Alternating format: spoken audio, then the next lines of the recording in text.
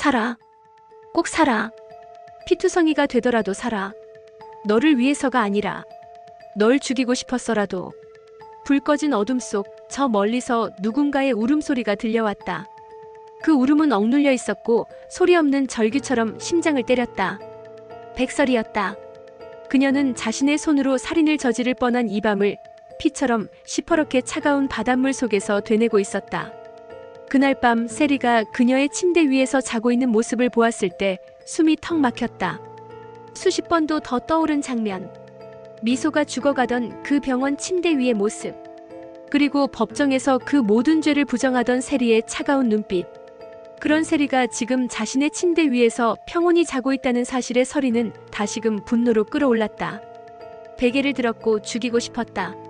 정말로 죽이고 싶었다. 하지만 누군가 들어왔다. 누군가의 발자국 소리에 서리는 베개를 내렸다.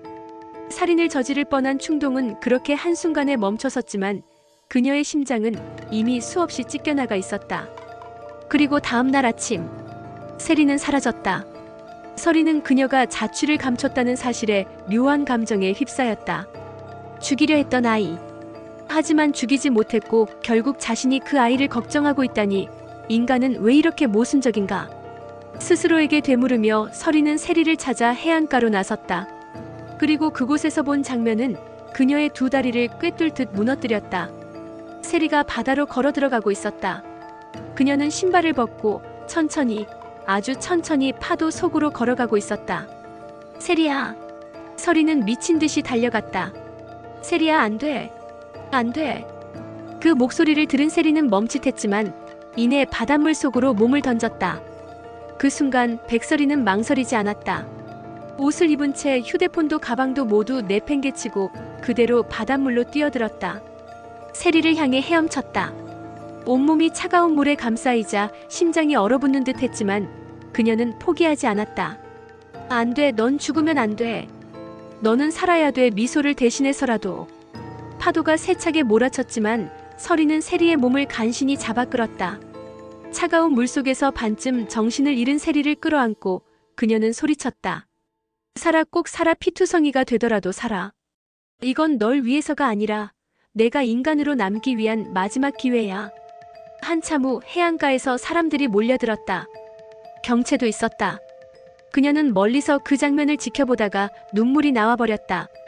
서리가 자신의 딸을 죽인 세리를 구하는 그 순간 한 인간의 가장 원초적인 감정이 그대로 드러난 것 같았다. 넌 여기서 죽으면 안 돼. 그 시각 민두식 회장은 전화기를 던지며 소리쳤다. 뭐? 세리가 바다에 뛰어들었다고? 그걸 119에 신고했다고? 그럼 신분이 노출됐을 거 아니야? 그게 말이 되냐고. 그는 딸의 생사보다 자신의 체면이 더 중요했다. 그런 두식을 곁에서 바라보던 경채는 끝내 아무 말도 하지 못했다. 당신이 정말 아버지 맞아요? 세리가 죽을 뻔했는데 그 말부터 나와요? 가슴 한편이 아려왔다. 경채는 처음으로 자신의 가족에게서 진심으로 등을 돌리고 싶었다. 한편 문태경과 서리의 사이는 미묘하게 가까워지고 있었다. 병원에서 간호를 하던 태경은 서리를 바라보다가 말했다. 그날 세리를 구해낸 순간 당신은 진짜 강해졌어요. 복수를 위해 사는 사람은 무너지기 쉬워요. 하지만 용서까지 한다면 다시 일어설 수 있어요. 서리는 고개를 끄덕이며 조용히 속삭였다. 그 아이 미소를 죽게 만든 장본인이지만 이상하게도 난 그녀가 그렇게 죽는 건 보겠더라고요. 그 말을 들은 스텔라 장은 웃으며 와인잔을 들어올렸다. 그게 인간이지. 너무 반듯한 사람은 인생살이 힘들다는데 당신은 정말 대단해요. 하지만 그녀는 와인을 한 모금 마시고는 말했다. 문태경 본부장 너무 좋아하지는 마요. 사람 마음이란 게 참 잔인한 거라서. 서리는 웃으며 대답했다. 문 본부장 좋은 사람이에요. 하지만 전 사랑을 쉽게 할 수 없는 사람이죠. 한편 민강유통 로비. 민지섭은 짜증이 가득 찬 얼굴로 의자에 앉아 머리를 쥐어뜯고 있었다. 그를 바라보던 수정은 조심스럽게 다가갔다. 오빠 무슨 일 있어? 다 꼬였어. 뭐 하나 제대로 되는 게 없어. 프로모션도 꼬이고 공급처도 트러블이야. 왜 이렇게 다 꼬이냐고. 그의 목소리는 곧 울부짖음으로 바뀌었다. 수정은 그런 오빠의 등을 조용히 두드렸다. 이 집안 어디부터 다시 시작해야 할까? 그 무렵 경채는 선재를 날카롭게 바라보고 있었다. 선재 팀장 설혜 씨를 너무 잘 아는 듯 말하네요. 선재는 순간 흠칫 놀랐다. 과거를 들켜선 안 되었다. 그게 그저 보고 배운 게 있어서요. 경채는 눈을 가늘게 뜨며 말했다. 내가 모르는 사실이라도 있어요? 뭐든 좋으니 당신은 내 편이면 돼요. 설이랑 어릴 때 인연이라도 있었어요? 선재는 대답하지 못했다. 아니, 안 했다. 그의 머릿속엔 오래전 설이와의 관계가 떠오르고 있었다. 결국 그는 설이를 찾아가 따졌다. 설이, 도대체 언제까지 내 길을 막을 셈이야? 그러자 설이는 짧게 웃으며 고개를 기울였다. 또 모르는 일이지. 혹시 내가 회장님의 여자가 되면 내 명줄은 내 손에 달릴 수도 있겠네. 그 말에 선재는 이성을 잃을 뻔했다. 그러나 설이는 무서운 눈빛으로 마지막 한마디를 던졌다. 날 막고 싶으면 제대로 막아. 아니면 그냥 무너지는 걸 보고 있던가.